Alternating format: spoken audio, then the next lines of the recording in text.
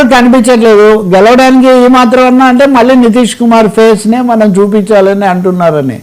So కంపారిటివ్గా రాను రాను తేజస్వి యాదవ్ నిలదొక్కుంటున్నాడు అంటే ఇది ఒక ఉదాహరణ. నిన్న వాళ్ళు ఎన్నికల ప్రణాళిక కూడా విడుదల చేశారు. అందులో మామూలుగా ఉండే ఇంటికి ఉద్యోగము, 2000 రూపాయల సాయము, ఇట్లాంటివన్నీ కూడా చాలా ప్రకటించారు. దాంతోపాటు దేశంలో మత రాజకీయాల మధ్యలో మేము మైనార్టీలకు అండగా ఉంటామన్న విషయం బలంగా ప్రకటించారు.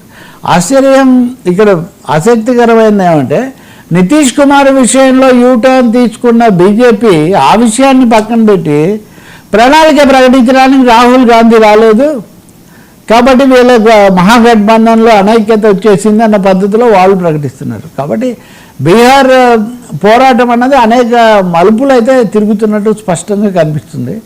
హ్యాట్రిక్ సక్సెస్కు ఈయన తేజస్వి యాదవ్ ఒకటే స్థానంలో మూడోసారి గెలవబోతున్నాడని ఈరోజు చాలా మీడియాల్లో ఆ కథనాలన్నీ కూడా వస్తున్నాయి. కానీ సర్వవిఫలంగానే నితీష్ కుమార్ను వెనక్కు తీసుకొని మళ్ళీ ముందుకు తేవడం కానీ ఇవి రెండు చాలా కీలకమైన సంకేతాలుగా మనకు కనిపిస్తున్నాయి. సార్ అమెజాన్, గూగుల్ షాక్లు, కార్పొరేట్ రంగం నిశ్శబ్ద భవిష్యత్తు. సార్ అమెజాన్ ఇప్పుడు ఎవరేం కావాలన్నా కానీ అమెజాన్లో లేదా అనే ఒక పరిస్థితి వచ్చింది. ఒకప్పుడు మన వీధి చివరిలో చిల్లర కొట్లో లేదా ఇంటి ముందు షాప్లో లేదా అన్న పరిస్థితి పోయి చిన్న సూచి దగ్గర నుంచి ఏది కావాలన్నా అమెజాన్ అన్నట్టుగా. అమెజాన్ అయినా లేకపోతే ఇంకొక బ్లింకిట్ అయినా వాళ్ళే మన ఇంటికి రారు కదా. అక్కడ మళ్ళీ మన పిల్లలే మామూలు పేద దిగువ మధ్య తరగతి పిల్లలు అహోరాత్రులు వాళ్ళే తిరుగుతూ ఉంటారు. 14,000 మందిని ఒక్క దెబ్బతో తీసేసింది అమెజాన్. 30,000 మందిని ప్రపంచంలో తీసేస్తుందని, భారతదేశంలో కూడా కనీసం 14,000 మందిని తీసేస్తారని వస్తే ఇది నిజమా కాదా అని సందేహాలు ఏమీ లేకుండా స్పష్టంగా ఆ కంపెనీ సీఈఓనే ప్రకటించాడు. మేము మా వర్కింగ్ మెథడ్స్లో కొన్ని మార్పులు చేస్తున్నాము. ఈ ఆర్టిఫిషియల్ ఇంటెలిజెన్స్ ఏఐ కారణంగా మా వర్క్ ఫోర్స్ను చాలా భారీ ఎత్తున మేము తగ్గిస్తున్నాము. ఫోర్స్ను తగ్గించడమే కాదు కొన్ని పొజిషన్స్ కూడా తీసేస్తున్నామని. ఇక్కడే మనకు ఉదాహరణకు డేటా ఎంట్రీ ఆపరేటరు లేకపోతే ఒక చెకింగ్ ఇన్స్పెక్టర్ వీళ్ళు అవసరం ఉండదు, అవన్నీ వీళ్ళు చేస్తారని. సో 15,000 మందిని తీసేస్తున్నామని అఫీషియల్గా ప్రకటించారు. సో 15,000 మందిని వాళ్ళు అఫీషియల్గా ప్రకటిస్తే 30,000 మంది అన్నది ఉండటంలో మనకేమీ పెద్ద ఆశ్చర్యం లేదు. అంటే ఏఐ అన్నది నెమ్మదిగా ఈ స్థానాలను ఎలా తొలగించబోతుంది అన్నది ఒకటి కనిపిస్తుంది. సైమల్టేనియస్గా గూగుల్ దీని అంతట్లో చాలా ముందు స్థానంలో ఉన్న Google 10% of our work force is to be removed, 10% మేము తొలగించేస్తామని గూగుల్ అయితే ముందే ప్రకటించింది. ఇందులో కొన్ని 100 మందిని భారతదేశాన్ని కూడా తీసేశారు. గూగుల్ తీసేయడంలో విశేషం ఏమంటే పాత వాళ్ళని కాదు, ఏఐ వాళ్ళనే తీసేస్తున్నారు వాళ్ళు.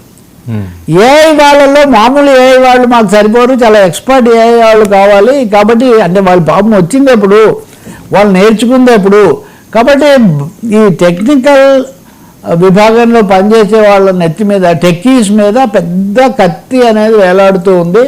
టెక్కీసే అనుకుంటే అమెజాన్ లాంటివి కూడా ఇలా తొలగించడం మొదలు పెడితే కనుక ఉపాధి కొత్తగా రాకపోగా ఉన్న ఉపాధికి కూడా ముప్పు ముంచుకొస్తూ ఉంది. మోందా తుఫాను వచ్చినట్టుగా ఇది ముంచుకొస్తుందనే ఒక విషయం అయితే స్పష్టమవుతుంది. కానీ దీనికి విరుగుడుగా మన పాలకులు కానీ మన విధాన నిర్ణేతలు కానీ ఏమీ చేస్తుంది లేదు. యువతకు ఫలానా రంగంలో మాకు అవకాశాలు ఎక్కువగా వస్తాయి అన్న ఆశాకిరణం అయితే ఉద్యోగ రంగంలో ఉపాధి రంగంలో కనిపించట్లేదు. కనీసం ఈ గ్రామీణ ఉపాధి పథకం లాంటివి గ్రామీణ పేదలకు కొంత పని కల్పించేవి. అసలు దానివల్లే ప్రపంచం అంతా నాశనం అయిపోయింది, ఎవరు పనికి రావడం లేదని కొంతమంది అంటున్నారు. కానీ ఈ ప్రభుత్వం, కేంద్ర ప్రభుత్వం ఈ గ్రామీణ ఉపాధి హామీ పథకం నరేగా కూడా నిధులు విపరీతంగా కోత కోసింది. సో ఇప్పుడు మనం పవన్ కళ్యాణ్ రాష్ట్రంలో దానికి బాధ్యులు మంత్రిగా, కానీ ఆయన పర్యావరణం గురించి మాట్లాడడం ఉన్నంతగా నరేగా గురించి మాట్లాడడం జరగడం లేదు.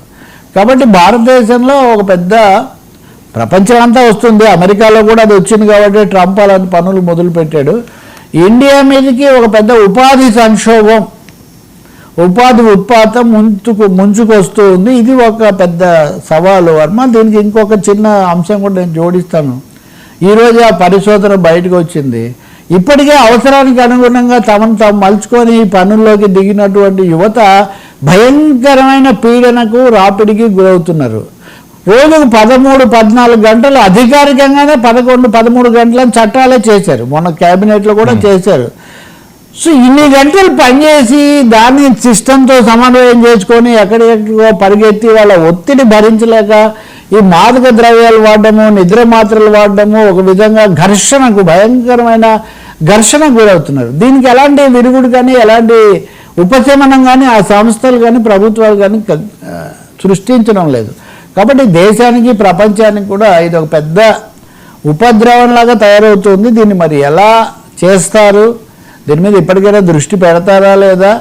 ఎందుకంటే యువత ఇంత తీవ్రమైన అసంతృప్తికి, పీడనకు, తర్వాత అధికమైన పని గంటలకు ఒత్తిడికి గురైతే దాని పరిణామాలు చాలా దుష్పరిణామాలకే దారితీస్తుంది. ఇప్పుడు మనం నేపాల్లో జెన్ జెడ్ అని చూసాము, ఇంకా చాలా చోట్ల జెన్ జెడ్ వాళ్ళ అసంతృప్తి, తిరుగుబాట్లు మనం చూస్తున్నాం.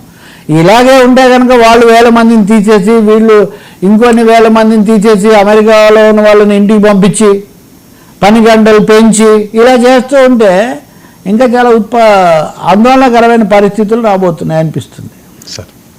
సార్ కేంద్రం సమాచార యుద్ధం అసలు ఏం జరుగుతుంది? కేంద్ర ప్రభుత్వము నిజానికి ఆమె సుష్మా స్వరాజ్ భవన్ అనే దాంట్లో కీలకమైన సమావేశం జరిపారు ఈరోజు. ఇండియన్ ఎక్స్ప్రెస్ అది